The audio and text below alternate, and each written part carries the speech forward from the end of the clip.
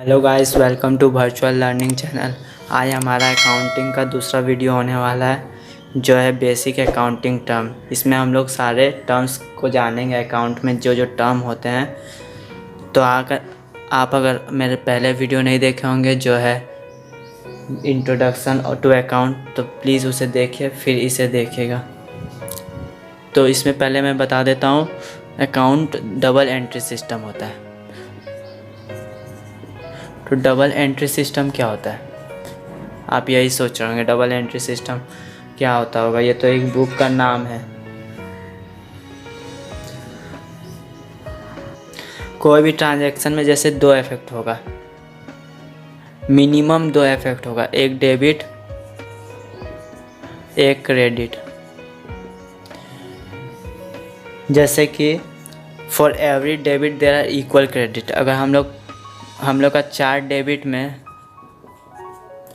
5,000 निकला तो हम लोग का 3 क्रेडिट में 5,000 होगा। तो इसी को बोला जा सकता है for every debit there equal credit. अब आते हैं हम लोग सारे टर्म्स के बारे में, क्या क्या टर्म्स होते हैं उसके बारे में देखते हैं।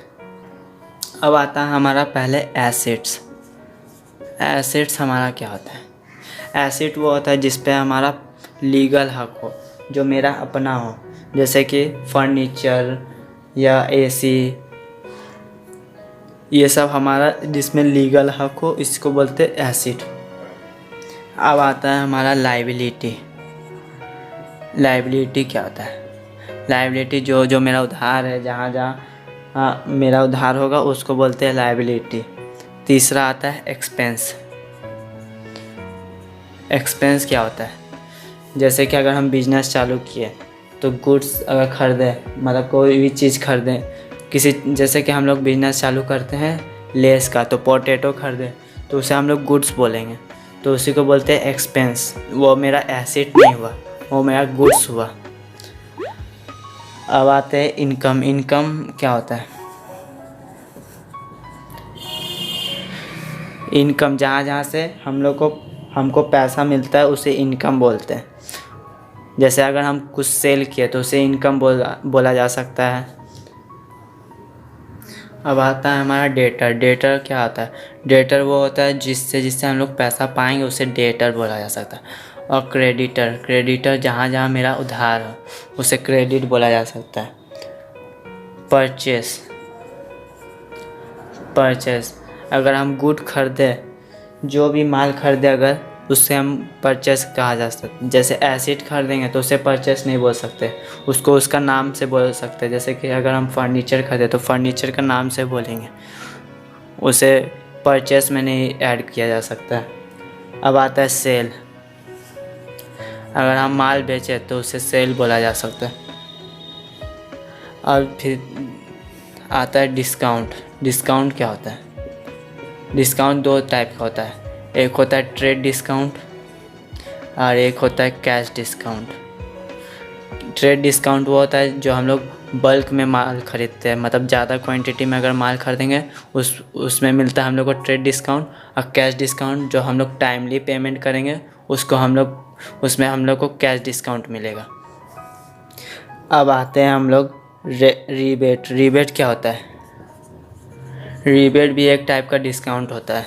जैसे कि हम अगर माल बेचे और गलती से दूसरा प्रोडक्ट चला गया तो हम फिर बोलेंगे कि अगला प्रोडक्ट में हम इतना % डिस्काउंट दे देंगे, तो उसे रीबेट कहा जा सकता है।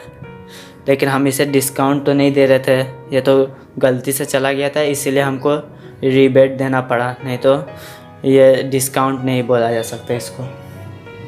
अब आता है बैड डेब्ट। बैड डेब्ट क्या होता है? बैड डेब्ट होता है इरिकवरेबल अमाउंट, मतलब जो अमाउंट हम लोग को वापस नहीं मिलेगा। जैसे कि कोई हमारा पैसा ले लिया, वो वापस नहीं दे रहा है, उसे इरिकवरेबल अमाउंट बोलते हैं। और एक आता है बैड डेब्ट रिकवरी। बैड डेब्ट रिकवरी मतलब होता है कि हम लोग को उस पैसा का आशा नहीं होता कि वो पैसा हम लोग को मिलेगा, तब भी मिल जा रहा है, उसे बैड डेब्ट रिकवरी बोलते हैं। और एक आता है इंसॉल्वेंट। इंसॉल्वेंट क्या होता है? इंसॉल्वेंट वो होता है जो आदमी अपना उधार चुकाने का काबिल ना रहा, उसे इंसॉल्वेंट बोलता है। और सॉल्वेंट इसका उल्टा, जो अपना उधार टाइमली चुका रहा है उसको बोलते हैं सॉल्वेंट। अब आता है हमारा कैपिटल।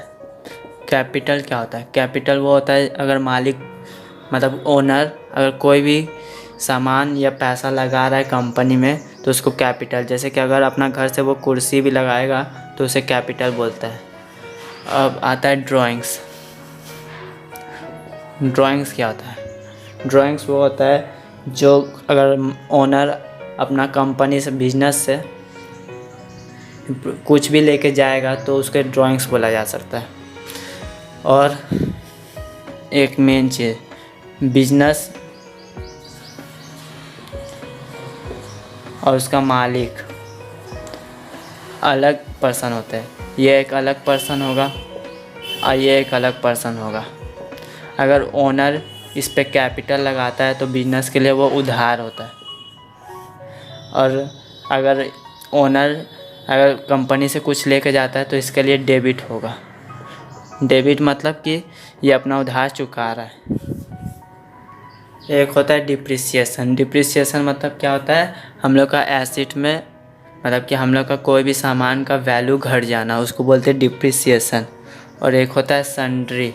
सन्ड्री जैसे कि छोटा छोटा खर्चा, जैसे कि पंडित अगर पूजा करके गया और या कोई एम्प्लॉय चाय पीता है, ये सब छोटा छोटा जो खर्चा होते हैं उसको सन्ड्री बोलते हैं। एक होता है आउटस्टैंडिंग। आउटस्टैंडिंग मतलब हम अपना ये कंपनी के बुक में वो नोट कर दिए कि हम ये पेमेंट कर दिए, लेकिन वो पेमेंट हम नहीं किए होते तो उसको बोलते हैं आउटस्टैंडिंग। एक होता है प्रीपेड। प्रीपेड तो नाम सुन के ही पता चल रहा है, मतलब कि पहले ही से किसी ये इनकम दे दिए होंगे, सबको सैलरी दे दिए, उसको बोलते हैं प्रीपेड। तो आज के लिए बस इतना ही। Thanks for watching this video और मिलते हैं अगले वीडियो में।